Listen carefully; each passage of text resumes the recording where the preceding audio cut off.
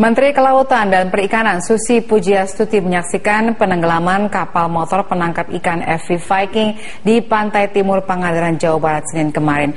Menurut Susi, penenggelaman kapal penangkap ikan ilegal tersebut sekaligus memberikan efek jera kepada para pelaku illegal fishing dan sebagai bentuk peringatan kepada kapal lainnya agar tidak melakukan pencurian ikan di Indonesia. Seperti apakah efektivitas penenggelaman kapal Viking dan kapal asing ilegal lainnya? Untuk membahasnya di studio telah hadir Ketua Umum Gabungan Pengusaha Perikanan Indonesia Gapindo Herwindo Suwondo, dan akan bergabung juga nantinya Ketua Satgas Anti IUU Fishing atau Satgas 115 Mas Ahmad Santosa. Selamat malam Pak Herwindo. Selamat malam. Terima kasih sudah bergabung bersama kami malam hari ini. Terima kasih. Pemirsa, Anda juga dapat berinteraksi dengan kami dengan mengajukan tanggapan maupun pertanyaan melalui nomor telepon seperti yang tertera di layar televisi Anda. Baik, Pak Herwindo, bagaimana tanggapan Anda melihat kemarin kita menyaksikan bersama-sama bagaimana pemerintah dalam hal ini diwakili oleh Menteri Susi Pujiastuti menenggelamkan kapal FV Viking. Apakah ini ada efek langsung terhadap mungkin kesejahteraan dan peningkatan nelayan di Indonesia? Ya, terima kasih Mbak Daniel.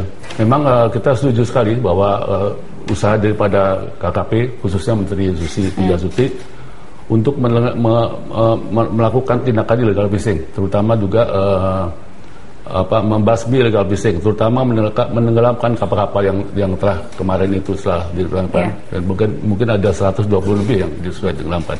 Kita dukung Mbak usaha itu. Tapi yang penting juga kesejahteraan lain juga harus kita naikkan. Itu mungkin dengan tugas berat daripada KKP sendiri, saya kira. Oke, jadi kalau menurut Anda ini akan efektif dalam rangka menghentikan juga tidak kapal-kapal asing lain yang masuk ke Indonesia? Pasti itu menghentikan. Tapi maksudnya begini, dengan nelayan dengan kapal asing itu sebetulnya hubungannya agak jauh. Karena apa? Nelayan itu kan nelayan kan menangkapnya selalu di daerah teritorial kita. Jangan kapal-kapal asing itu semua pada umumnya di ZEE, sehingga tidak terjangkau oleh nelayan kita dengan kapal yang lebih kecil daripada mereka. Karena umumnya kapal-kapal nelayan kita kan 30 ton ke bawah. Oke, kalau menurut Anda sebenarnya apa yang paling atau lebih efektif dalam rangka untuk meningkatkan nelayan di Indonesia? Ya tentu kesejahteraan harus diperhatikan ya. Sekarang ini kita juga mengerti bahwa tujuan daripada Ibu Susi itu baik sekali. Artinya apa? Beliau melakukan sustainability, kelestarian daripada sumber daya ikan untuk tetap sejahtera dengan menutup untuk kapal-kapal asing itu. Tapi kita harus ingat bahwa sustainability atau kelestarian sumber daya ikan itu harus dibarengi dengan manfaat ekonomi daripada sumber daya ikan itu sendiri. Jadi itu manfaat ekonomi dengan kelestarian itu harus bersama-sama. Kalau sekarang ini kelihatannya kan dibenturkan, dianomalikan kan, bahwa kelestarian aja tapi tidak memanfaatkan keekonomiannya. Itu yang sebetulnya yang menurut saya kurang tepat, karena seharusnya harus bersama-sama. Jadi kelestarian kita kendalikan, kemanfaatan ekonomi kita maksimalkan. Oke. Kalau dari Gapindo sendiri, apakah juga sudah pernah merasakan dampak positif dari kebijakan-kebijakan yang selama ini dilaksanakan oleh KKP? Sebetulnya kurang tepat kalau mungkin dampak positifnya pasti ada Mbak. Itu kan karena kan pada saat itu untuk nelayan berarti kan ikan itu banyak, mereka bisa menangkap lebih banyak lagi. Ya. Tapi itu kan untuk kita bicara ekspor itu tidak cukup. Karena apa? Nelayan itu kan hanya untuk lokal. Sedangkan yang kita perlu kalau untuk ekspor itu ada pasar keluar. Itu yang tidak dipunyai oleh nelayan kita. Sehingga kelihatan sekali bahwa ekspor kita juga menurun karena itu. Ya. Seperti misalnya tuna, yang ke Amerika itu sudah menurun. Kira-kira 37,5%. Kemudian ke Eropa juga saya dengar dari perdagangan tahun 2015 menurun. Itu semua akibat daripada ini, mungkin akibat daripada ini semua. Kita harus bersama-sama lah melakukan kewajiban kita masing-masing untuk supaya kita juga bisa menaikkan ekspor itu kembali lagi. Oke, menurut Anda kunci apa yang harus dilakukan oleh pemerintah untuk meningkatkan ekspor tersebut? Apa yang menjadi kendalanya dalam hal ini? Ya, kendalanya begini. Sekarang kan dengan ada moratorium, itu kan kapal-kapal asing kan tidak lagi ada yang berangkat keluar untuk menangkap ikan, terutama tuna Mbak ya. Kita kalau bicara ekspor hanya itu aja, udang, tuna, rumput laut dan crab. Hanya itu aja. Kalau yang lainnya ada juga, tapi tidak terlalu banyak. Ya kan? Jadi kalau pasar tuna sekarang mulai menurun, itu kan berarti ada kekurangan kapal-kapal kita untuk berangkat ke daerah penangkapan tuna ya. Penangkapan tuna itu bukan di daerah kita, Mbak. Itu artinya di ZEE. Di luar 12 mil sampai 200 mil. Itu kita harus perhatikan bahwa kita harus lebih banyak lagi mengirim kapal ke sana untuk mendapatkan ikan-ikan tuna ini. Karena sekarang sudah jelas menurun. Kita lihatnya di Bitung, stok tuna kurang, ya kan? Dulu Bitung itu selalu kirim tuna ke Jakarta. Sekarang terbalik. Jakarta kirim tuna ke Bitung. Ya, jadi ini hal-hal ini kita harus perbaiki bersama-sama. Jadi selama ini kalau kita lihat kan tadi Anda mengatakan harus ke ZEE supaya bisa menangkap tuna lebih banyak lagi. Nah kemudian kalau misalnya begitu apa yang kemudian harus dilakukan? Apakah kemudian menyediakan kapal yang lebih besar lagi, begitu kemampuannya dan lain-lain? Apa menurut Anda yang harus dilakukan? Itu yang harus dilakukan pemerintah. Menyediakan kapal-kapal yang lebih besar, yang artinya besar itu kira-kira di atas 100 ton, 100 GT. Kemudian juga lebih modern. Karena itu kan penangkapannya jauh ya. Jadi kita harus menangkap itu lebih banyak. Dan jangan lupa Pak, bahwa kita adalah member daripada Indian Ocean Tuna Cooperation. Kemudian kita juga member daripada Western Pacific yang untuk tuna di sana. Itu tiap tahun pemerintah bayar loh. Kalau kapal kita tidak ke sana, itu kan kita rugi sendiri kan. Jadi kita harus usahakan pemerintah apapun swasta juga harus mengusahakan bahwa kapal-kapal kita bisa sampai ke sana. Itu yang harus diusahakan bersama-sama lah dengan pemerintah, dengan swasta, dengan semuanya. Selama ini bagaimana komunikasi dengan KKP sendiri mengenai hal ini? Dengan misalnya penyediaan kapal buat nelayan yang lebih besar, kemudian juga dukungan untuk supaya ekspor bisa lebih besar. Ya, kita sudah selalu ada hubungan dekat dengan KKP. Tapi rupanya polisi dari KKP sekarang ini kan 5 gross ton ke bawah ya. Yang daripada 3.000 kapal yang akan dibantu pada nelayan itu pada umumnya 5 ton ke bawah. Itu artinya kan hanya untuk di coastal area kan. Kita kurang jauh ke sana. Kalau menurut pendapat saya kita harus ada kapal-kapal yang besar untuk yang lebih modern untuk sampai pada daerah yang lebih jauh dari itu. Kalau itu menurut Anda apa kendalanya sehingga pemerintah tidak bisa kemudian mengarahkan atau bantuan sehingga akhirnya bisa menyediakan kapal yang sebenarnya dibutuhkan oleh nelayan saat ini? Begini Mbak, kalau untuk nelayan mungkin juga agak sulit dalam tanda petik ya. Yang lebih bagus beginilah. Coba pengusaha-pengusaha ini diberikan satu kemudahan-kemudahan. Saya tidak bilang itu bantuan, tidak. Kemudahan-kemudahan misalnya dalam bunga bank yang lebih kompetitif, ya kan? Kemudian bantuan-bantuan fiskal, umpamanya pajak lebih diturunkan, ya kan? Jadi kan semua itu bisa bangun lagi pengusaha-pengusaha ini. Karena sekarang ini kan pengusaha itu kan kurangnya di situ, Mbak. Kalau kita kasih nelayan untuk berbuat begini itu sulit juga karena kan nelayan perlu modal yang mereka juga tidak ada kan, atau BUMN itu juga bisa. Tapi yang paling mudah menurut saya pengusaha lah, swasta dimajukan lah, diberikan kemudahan-kemudahan supaya mereka bisa bangkit bikin kapal-kapal yang lebih besar untuk sampai ke sana. Karena kan kalau pengusaha kita mudah Mbak, ada apa-apa kita ambil aset dia, ya kan begitu kan.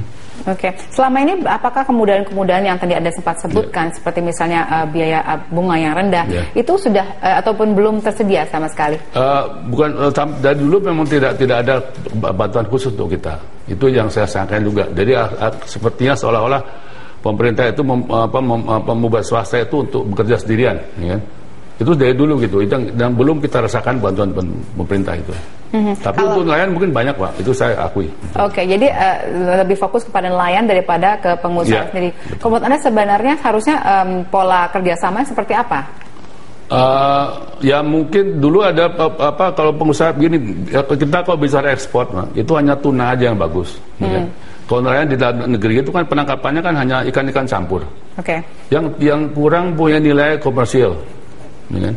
Sehingga kita tidak bisa menjual itu ke Amerika, itu nggak ada pasarnya. Itu paling-paling kita menjual itu ke seluruh ke Asia. Dan itu pun di sana juga mungkin buat surimi, buat bakso, hanya itu aja.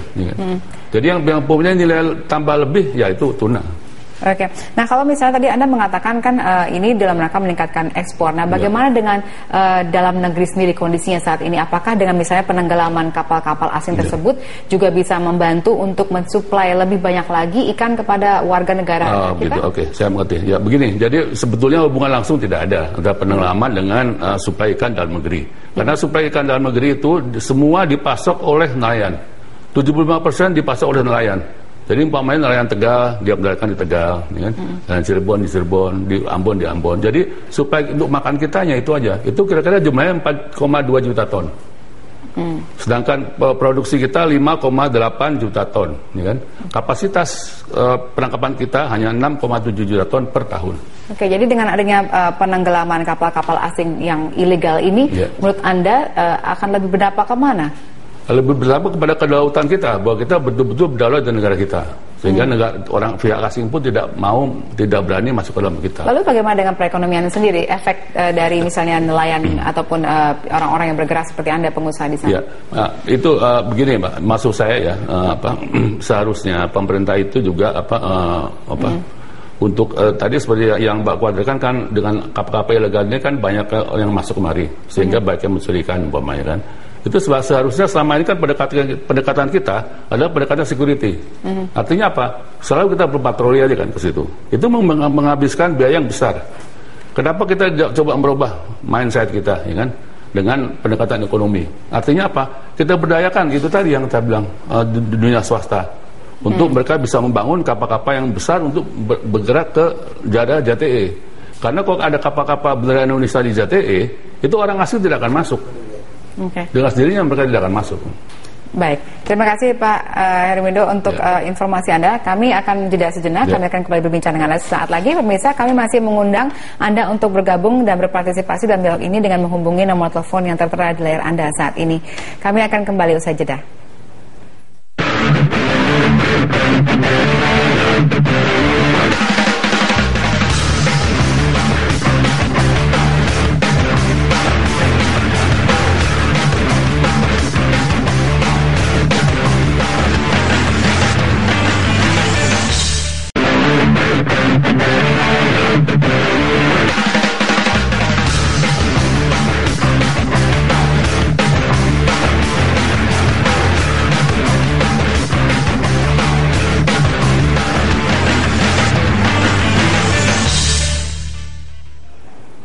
Menteri Kelautan dan Perikanan Susi Pujiastuti mengatakan penenggelaman kapal pencuri ikan FV Viking diharapkan mampu menimbulkan efek jera. Untuk mengetahui upaya penanggulangan illegal fishing, kita langsung bergabung dengan rekan Ahmad Murodi di Grand Studio. Silakan, Dodi. Ya baik, terima kasih Valeh dan juga pemirsa. Memang ini perlawanan terhadap illegal fishing terus dilakukan oleh pemerintah, terutama di pemerintahan era Presiden Joko Widodo, karena tercatat datanya sejak Oktober 2014 sampai dengan sekarang, itu Kementerian Kelautan dan Perikanan telah menenggelamkan 151 kapal penangkap ikan ilegal di seluruh wilayah Indonesia. Kita akan coba lihat berasal dari mana saja kapal-kapal itu. Yang pertama, yang paling banyak adalah kapal yang berasal dari Vietnam, yaitu sebanyak 50 kapal. Kemudian ada 43 kapal berasal dari Filipina, kemudian 21 kapal berasal dari Thailand, 20 kapal Malaysia, kemudian 2 kapal dari Papua Nugini, 1 kapal dari Tiongkok, dan 14 kapal berbendera Indonesia. Memang penenggelaman kapal ini juga bertujuan untuk memperbaiki citra Indonesia di sektor maritim dan juga kelautan, karena banyak sekali yang beranggapan Indonesia itu dianggap terlalu permisif, dianggap terlalu toleran terhadap illegal fishing karena terlalu banyak aktivitas illegal fishing yang terjadi di Indonesia. Nah, sekarang waktunya kita untuk melihat data pencurian ikan di Indonesia. Kalau kita lihat data pencurian ikan ini cukup menggembirakan begitu, karena dalam 5 tahun dari 2008 sampai 2012 terjadi penurunan jumlah kasus data pencurian ikan di Indonesia. 2008 ada 243 kasus, kemudian 2009 ada 203 kasus, 2010 ada 183 kasus, 104 kasus di 2011 dan 2012 ada 75 kasus. Sebagai tambahan, biasanya memang illegal fishing yang terjadi di WPPRI atau wilayah pengelolaan perikanan Republik Indonesia itu terjadi di zona ekonomi eksklusif atau ZEE, atau wilayah yang berada di 200 mil laut dari garis dasar pantai, atau biasa juga kadang-kadang terjadi di perairan kepulauan yang terjadi di Indonesia, karena terlalu banyak pulau juga yang ada di Indonesia. Kita akan lihat selanjutnya adalah kerugian finansial yang terjadi akibat illegal fishing. Dari Januari sampai Agustus 2014 tercatat kerugian akibat illegal fishing di Indonesia itu 101 triliun rupiah. Bahkan data dari Food and Agricultural Organization atau FAO tahun 2014 itu aktivitas illegal fishing di seluruh dunia itu merugikan sebanyak 23 miliar dolar Amerika Serikat, dan Indonesia menyumbang 30% di antaranya, jadi sangat tinggi. Bahkan aktivitas di antara semua aktivitas perikanan di Indonesia, di dunia itu 30% di antaranya merupakan aktivitas illegal fishing. Jadi bisa Anda bayangkan berapa banyak kerugian yang diakibatkan oleh illegal fishing di Indonesia Indonesia dan juga di seluruh dunia. Sekarang kita lihat profil kapal Viking yang baru saja diledakkan sebagian dan kemudian menjadi monumen pemberantasan illegal fishing di Indonesia. FV kepanjangan dari Forest Victor Viking. Sebagai tambahan juga, FV Viking ini adalah kapal terakhir dari 6 kapal bandit yang telah dilumpuhkan. Yang pertama adalah kapal Thunder, kemudian Yongding, ada Songhua, kemudian Perlon dan juga Kunlun, dan yang keenam ini adalah kapal FV Viking. Asal Nigeria, meskipun pemerintah Nigeria sendiri mengungkapkan di Nigeria sendiri mereka tidak terdaftar begitu. Jadi kapal FV Viking ini berbendera Nigeria tapi tidak terdaftar di negara tersebut. Ukurannya 1322 GT atau gross ton. Kemudian profil selanjutnya, krunya ada 11 awak kapal, 6 WNI, kemudian 1 WNA asal Chile. Ini WNA Chile ini juga sekaligus sebagai nakodanya yang bernama Juan Veneza. Kemudian ada 1 WNA Argentina, 1 WNA Myanmar, dan 2 WNA Peru. Statusnya adalah diburu oleh 13 negara. Mengapa mereka begitu mudah meloloskan diri, licin sekali menghadapi 13 negara? Karena mereka dalam 10 tahun terakhir terutama kerap kali mengganti identitas dan juga mengubah call sign mereka. Jenis kapalnya, kapal ikan, alat tangkap jaring pasif, kemudian area tangkap Atlantik Selatan. Pelanggaran yang dilakukan adalah memasuki perairan Indonesia tanpa izin, kemudian berganti-ganti nama atau identitas, serta menjadi target operasi Interpol. Selanjutnya, waktu penangkapannya 26 Februari 2016 dan berlokasi di zona ekonomi eksklusif Indonesia 12,7 mil dari Tanjung Uban, Bintan, Provinsi Riau. Muatannya ditemukan jaring ikan jenis gillnet dasar atau liongban dengan bentang 399.000 meter dan tali jaring 71.000 meter, padahal yang diperbolehkan hanya 2.500 meter. Jaringan bisnisnya mencakup Singapura, Vietnam, Malaysia, Angola, Kongo, Spanyol, dan juga Amerika Serikat. Memang berdasarkan dokumen yang ditemukan di dalam kapal disebutkan bahwa mereka kerap kali itu ikan-ikan yang ditangkap hasil penangkapan ikan ilegal itu didaratkan di Thailand. Kemudian mereka juga kerap ke Singapura untuk mengisi logistik dan juga memperbaiki kapal, dan mereka juga ada hubungannya dengan Spanyol karena ada beberapa dokumen yang mengaitkan mereka dengan perusahaan perikanan asal Spanyol. Ya, itu tadi kira-kira informasi yang kami miliki terkait dengan illegal fishing, baik itu jumlah kapal yang ditenggelamkan, kemudian data pencurian ikan di Indonesia, kerugian finansial, sampai profil dari FV Viking. Kembali ke Anda di studio, Valerina. Baik, terima kasih Dodi atas ulasan Anda tadi mengenai illegal fishing di Indonesia. Baik, saya akan langsung saja tanya ke Pak Heru, melihat perkembangan yang terjadi saat ini dengan penenggelaman sampai dengan 150 kapal asing ilegal yang masuk ke daerah Indonesia. Apa harapan Anda terhadap mungkin peningkatan industri perikanan di Indonesia? Ya, begini Pak, pertama-tama saya apresiasi sekali pada KKP yang telah menenggelamkan kapal yang begitu banyak, dan itu berarti kita sendiri berdaulat di negara kita. Kemudian mengenai untuk industri perikanan, sekarang ini persoalannya adalah industri perikanan itu kekurangan bahan baku. Artinya apa? Bahan baku itu kan harus diambil daripada kapal-kapal yang bergerak ke mana? Ke daerah-daerah WPP ini, Pak. Ya. Nah, sekarang ini karena kita kekurangan bahan baku, maka seharusnya kapal-kapal itu yang diperbanyak. Mungkin dengan cara KKP yang sekarang ini, dengan memberikan bantuan kepada nelayan-nelayan sejumlah kira-kira 3.400 kapal, mungkin itu salah satu jalan. Tapi kan masih butuh waktu lama kan. Ya, mungkin saya nggak tahu, mungkin 2-3 tahun lagi baru tercapai atau bagaimana. Tapi untuk waktu dekat ini seharusnya pemerintah memikirkan bagaimana caranya mendapatkan bahan baku itu. Karena jelas dengan ada moratorium, berarti banyak kapal-kapal kita yang buatan luar negeri yang tidak bisa berangkat. Jadi itu harus dicari jalan keluarnya, Pak. Oke, baik. Terima kasih Pak Herwindo sudah bergabung bersama kami hari ini. Dan pemirsa, kami masih akan melanjutkan Prime Time Talk saat lagi dengan Ketua Satgas 115 atau EU Fishing, yaitu Mas Ahmad Santosa. Tetaplah bersama kami.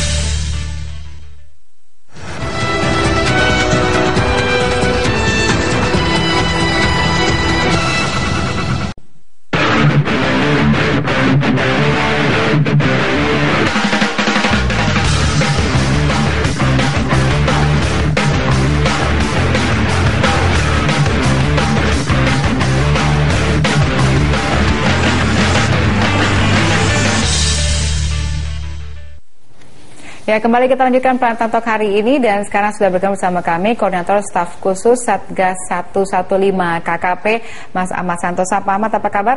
Baik, selamat malam. Selamat malam. Iya, bisa diceritakan bagaimana sebenarnya sehingga akhirnya pemerintah dalam hal ini berhasil menangkap kapal FV Viking yang sudah kurang lebih belasan tahun dicari? Sebetulnya ini realisasi dari keberhasilan kerjasama internasional. Jadi awal informasi Viking, ya, posisi Viking itu didapatkan dari Interpol, terutama Interpol Norway yang memang mengirimkan Purple Notice, itu sebuah tools atau fasilitas dari Interpol yang menunjukkan bahwa kapal ini sebetulnya kapal most wanted vessel. Di beberapa RFMO, ya, region itu, kapal ini memang dianggap kapal yang sudah dicap, ya, sebagai IUUF vessel. Jadi listed sebagai illegal, unreported, unregulated fishing. Jadi memang tidak bisa dibiarkan begitu saja. Dan kemudian masuk perairan Indonesia, dan setelah kita lakukan assessment, melakukan pelanggaran terhadap hukum nasional Indonesia. Oleh sebab itu Angkatan Laut menangkap, kemudian Lantamal 4 melakukan penyidikan, dan oleh sebab itu kita meminta pengadilan untuk mengeluarkan penetapan sita. Kita sita dan dibawa ke Jakarta. Kemudian tim yang disebut dengan MIS itu adalah Multilateral Investigation Support Team, dari Norway, ada dari Kanada, dari Afrika Selatan, itu bergabung bersama-sama dengan penyidik kita dari TNI AL. Dan oleh sebab itu ditemukanlah, tadi sudah dijelaskan temuan-temuan awal. Oleh sebab itu proses hukum akan berjalan. Kemudian tidak hanya saja proses hukum di Indonesia, kita harapkan juga proses hukum di yurisdiksi negara-negara lain juga akan berjalan secara simultan. Dan Ibu Menteri jelas bahwa kebijakan penenggelaman adalah bagian dari kebijakan penegakan hukum yang memang dibolehkan oleh hukum kita. Oke, nah kalau misalnya kita lihat ini kan sudah belasan tahun, kemudian juga sempat terima notice dari Norway dan juga Interpol. Sebenarnya sudah berapa lama mereka beroperasi di daerah Indonesia sendiri? Kalau di daerah Indonesia memang beberapa kali, ya, masuk ke perairan kita, baik itu di teritori Indonesia maupun di ZEEI. Karena apa? Karena memang supply logistik dan supply peralatan itu dari Singapura. Ya, jadi memang itu adalah tempat di mana mereka tidak pernah porting, tidak pernah berlabuh, tetapi di tengah begitu, ya. Dan mereka dipasok, ya, baik logistik maupun equipment, peralatan, spare parts, ya, dari Singapura. Itu sebabnya beberapa kali memang masuk di dalam. Dan itu sedang kita selidiki semuanya, ya. Ahli-ahli forensik sudah didatangkan dari luar dan dari dalam juga, kerjasama antara penyidik dari TNI AL dan juga bahkan dari Bareskrim, dari Puslap 4 Polri. Apakah FV Viking ini tangkapan terbesar sejauh ini oleh KKP? Apakah sebelumnya juga pernah ada dan bahkan mungkin sebenarnya ada lagi yang sudah ditargetkan dalam waktu dekat? Kalau diukur size-nya dan diukur modusnya begitu canggih, ini adalah tangkapan yang menurut saya luar biasa. Untuk dunia semua dibuka matanya bahwa modusnya begitu canggih, melibatkan banyak negara dan mengakibatkan kerugian yang sangat besar. Dan memang dahulu ada lebih besar, yaitu Haifa, ya. Hanya saja memang sistem hukum kita atau peradilan kita atau penegak hukum kita belum begitu melihat ini sebagai sesuatu yang sangat signifikan, sangat penting, sangat strategis untuk diberikan hukuman yang seberat-beratnya. Kedepan saya kira hal-hal seperti ini, ya, ada modusnya tentunya, itu saya kira harus diberikan hukuman yang sangat berat. Dan dengan keberadaan Satgas 115, ini Satgas dibentuk oleh Presiden Jokowi dan diketuai oleh Menteri Kelautan Perikanan, lalu kepala pelaksana hariannya adalah Wakil Kepala Staf Angkatan Laut secara ex officio, dan semua ada di situ. Bakamla ada di situ, kemudian kepolisian ada di situ, kejaksaan ada di situ, dan memudahkan koordinasi sehingga betul-betul kita nanti, ya kami nanti kalau misalnya ada pelanggaran kejahatan perikanan lagi, diharapkan hukumannya akan sangat berat dibandingkan dengan yang lalu. Kalau kita bicara mengenai FV Viking yang sudah dikejar selama belasan tahun, kemudian juga 13 negara, kemudian yang berhasil menangkap adalah kita. Bagaimana itu koordinasinya? Apakah melibatkan TNI saja atau mungkin juga harus juga dibantu dengan tadi misalnya mengatakan Interpol? Ya. Informasinya dari Interpol, lalu kemudian komunikasi kita memang intens dengan Interpol karena Ibu Susi punya hubungan yang sangat baik dengan Interpol maupun dunia internasional, terutama dengan Norway. Karena kita sudah menandatangani MOU dengan pemerintah Norway, dengan Amerika Serikat, lalu dengan Australia, dan ketiga negara ini betul-betul memberikan dukungan yang sangat kuat terhadap kita. Dan di dalam sendiri, Viking ini adalah satu manifestasi kerjasama antara para penegak hukum di dalamnya. Walaupun penyidiknya TNI AL, tetapi Satgas 115 memfasilitasi semuanya. Di dalam Satgas 115 itu tidak hanya saja TNI AL, tapi juga adalah kepolisian, kejaksaan, semua ada di situ. Bahkan pakar-pakar dari swasta, dari yang non TNI juga ada di situ. Oke, kalau kita bicara mengenai kapal, penenggelaman kapal, berarti kan itu ada beberapa sampai dengan sekarang sudah 150 kurang lebih ada 149 dengan Viking ini. Dengan Viking. Oke, kalau kita bicara mengenai penenggelaman kapal ini, apakah ini adalah satu-satunya cara yang paling efektif untuk mencegah kapal-kapal asing masuk ke Indonesia? Ini cara yang sangat penting.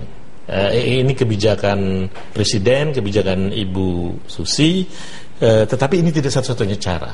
Karena kita tidak hanya menenggelamkan, tetapi juga kita menggunakan penegakan hukum administrasi, izin dibekukan, dicabut, lalu kita juga menggunakan pidana. Pidananya itu tidak hanya saja misalnya ada nahoda, ada fishing master. Kita tidak hanya memberlakukan hukuman kepada mereka, itu kan pelaku fisik yang di lapangan, tapi juga kita akan kejar korporasinya, intellectual perpetratornya kita akan kejar, dan juga perdata kita lagi siapkan. Kalau misalnya ada grup perusahaan memang menimbulkan kerugian bagi negara begitu besar, kita juga akan menggunakan sarana gugatan perdata yang semuanya itu memang diakui oleh hukum Indonesia, termasuk penenggelaman. Penenggelaman itu saya kira ini satu contoh di mana sebetulnya Ibu Susi memberikan pesan kepada dunia bahwa kita tidak boleh memberikan toleransi sedikit pun terhadap modus-modus kejahatan perikanan seperti yang dilakukan oleh FV Viking ini. Oke, baik, kita akan melanjutkan dialog kita. Mungkin nanti dari sisi sebenarnya pencegahan apa yang paling efektif untuk juga bisa berdampak positif bagi perindustrian perikanan di Indonesia. Kami akan kembali usaha jeda berikut ini, tetap bersama kami pemirsa.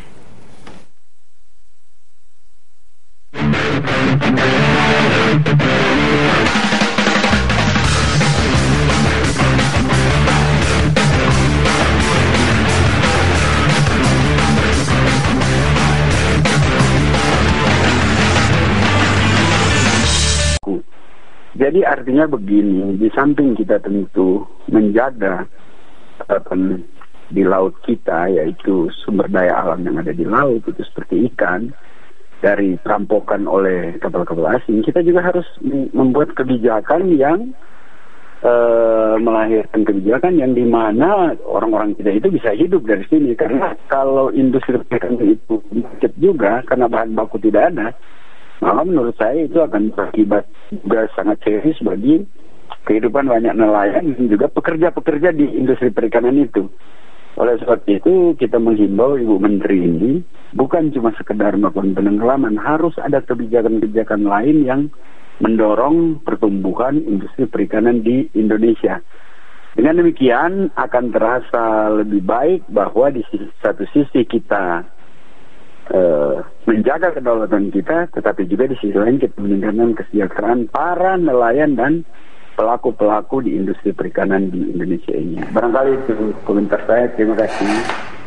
Baik, terima kasih Pak karena sudah bergabung sama kami. Silakan Pak Ahmad ditanggapi dulu tadi tentang usulan-usulan bahwa harus disertai dengan kebijakan yang juga mendukung kepada industri perikanan terutama nelayan kita.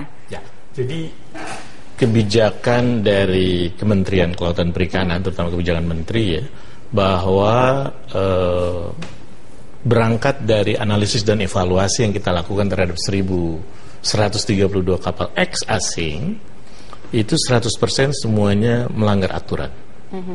Tentu saja ada yang serius ya pelanggarannya, dan ada yang less serius, bukan berarti tidak serius, less serius.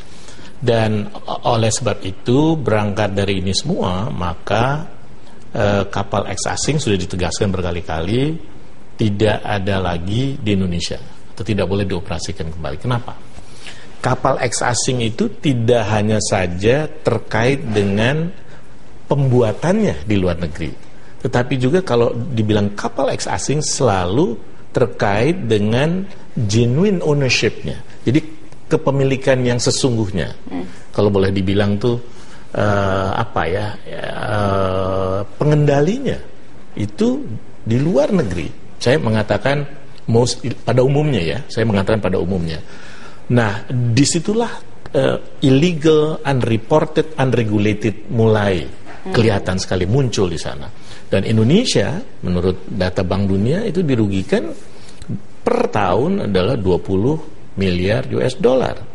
Nah, itu yang harus tidak boleh terulang kembali. Oleh sebab itu Ibu Menteri memberlakukan satu paradigma baru dari kebijakan perikanan.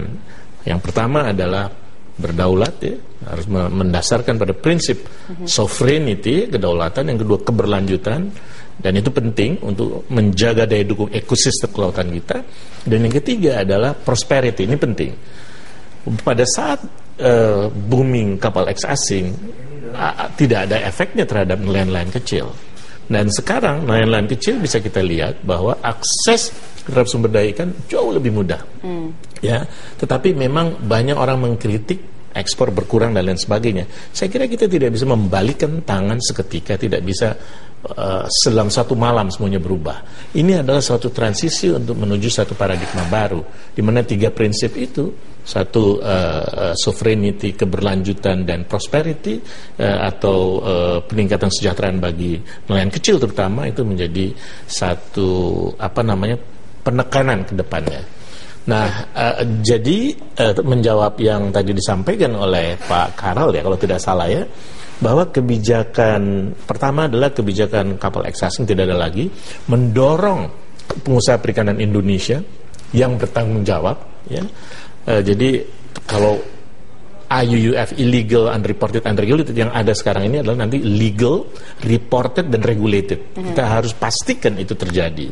Dan yang kedua adalah Kementerian KKP terus mendorong pemberdayaan nelayan melalui program-programnya. Dan untuk pengusaha Indonesia pun sekarang itu ada Direktorat Jenderal Peningkatan Daya Saing. Daya saing itu artinya mendorong supaya mereka punya kemampuan untuk menjadi eksportir ikan juga di negara-negara lain. Tadi dari komentar Pak Karel terkait dengan misalnya disediakan bahan baku. Ini hampir sama dengan komentarnya Pak Herwindo dari Gapindo yang kami juga interview sebelumnya. Itu mengatakan bahwa selama ini yang ditekankan lebih kepada pendekatan sovereignty-nya tadi, pendekatan keamanan, tapi tidak kepada pendekatan ekonominya. Benarkah seperti itu? Ya, memang mungkin kalau di media kan yang memang layak muat atau diberitakan kan yang heboh ya, artinya penenggelaman dan sebagainya. Tapi sebetulnya Direktorat Jenderal di kita itu ada yang mengurusi pemberdayaan nelayan, ada yang mengurusi daya saing, ya, ada yang mengurusi pembenahan tata kelola perizinan, macam-macam di situ. Dan mereka semua bergerak. Dan hampir setiap hari dilakukan rapat pimpinan oleh Ibu Menteri. Dan saya pikir memang kalau belum sangat terlihat, itu saya kira memang cukup. Ini masa transisi, tetapi arahnya ke sana. Oke, baik. Kalau kita bicara mengenai tadi Anda mengatakan bahwa semuanya harus regulated, semuanya harus reported, dan semua harus legal. Apa kemudian yang dilakukan oleh pemerintah untuk menekankan ini supaya tetap terjaga? Pertama, saya kira yang paling penting perangkat perizinan ya dalam pengusahaan perikanan tangkap itu harus betul-betul diposisikan sebagai alat pengendalian kepatuhan. Jadi yang namanya pengawasan kepatuhan itu menjadi sangat penting. Nah, artinya pengawasannya harus ditingkatkan. Kemudian penegakan hukum harus diperkuat. Dan itu untuk untuk aktor-aktor nasional yang license, yang registered. Tapi juga ada unsur luar, kapal asing yang masuk, yang illegal tadi. Itu pun untuk kedaulatan itu memang betul-betul armada, pengawasan armada, pemberantasan itu harus memang betul-betul memadai, harus diperbanyak, harus sinergis, dan kemudian menggunakan teknologi yang mutakhir. Dan yang ketiga adalah pemberdayaan nelayan. Sepertinya belum bisa mencukupi kebutuhan itu tampaknya saat ini. Ya, kalau misalnya kepatuhannya betul-betul dijamin ya, itu kan semua ada aturan-aturan itu kan. Lalu yang kedua adalah penegakan hukumnya diperkuat. Lalu yang ketiga pemberdayaan nelayannya diperkuat juga, kemampuan kapasitasnya. Kemudian pengusaha perikanan yang ada pengolahan di situ. Karena pengolahan itu terbuka untuk pengusaha, untuk investor asing ya. Itu juga didorong. Dan yang paling penting adalah bagaimana memberdayakan pengusaha Indonesia termasuk nelayan-nelayan melalui koperasi dan lain sebagainya, agar dia bisa memasarkan dengan baik hasil-hasil tangkapannya, bahkan dia juga bisa menjadi pelaku pengusahaan perikanan tangkap yang bisa memiliki kemampuan untuk ekspor ke negara-negara yang biasanya diisi oleh negara-negara tetangga kita. Kita nomor 3 di ASEAN, bayangkan. Padahal kita memiliki panjang pantai kedua di dunia setelah Kanada, yang terpanjang. Baik. Dan tetapi kita ketiga di Asia Tenggara, bayangkan. Jadi itu banyak tidak boleh lagi. Banyak sekali pekerjaan rumah. Selain penenggelaman kapal. Baik, terima kasih Pak Ahmad Sentosa sudah bergabung sama kami malam hari ini. Baik pemirsa, sesaat lagi Anda dapat menyimak Connected 60 bersama Andra Lesmana. Andra, apa saja yang akan menjadi sajian Connected 60 malam hari ini? Ya, Vale, foto-foto karya Ani Yudhoyono membuatnya cukup populer di media sosial, terutama Instagram. Selain itu, kita juga punya informasi inovasi yang unik, di mana sebuah kampus bisa memadukan perpustakaan dengan gym atau pusat kebugaran. Itu informasi utama di Connected 60 nanti, Vale. Baik, Andra, terima kasih atas informasi Anda. Dan pemirsa, demikianlah Prantanto kali ini. Anda bisa mengirimkan informasi dan saran kepada kami lewat email di news@pt1.tv atau follow kami via Twitter, Facebook, dan YouTube. Atas nama seluruh kerabat kerja yang bertugas, saya Valerina Daniel mengucapkan terima kasih atas kebersamaan Anda. Sampai jumpa.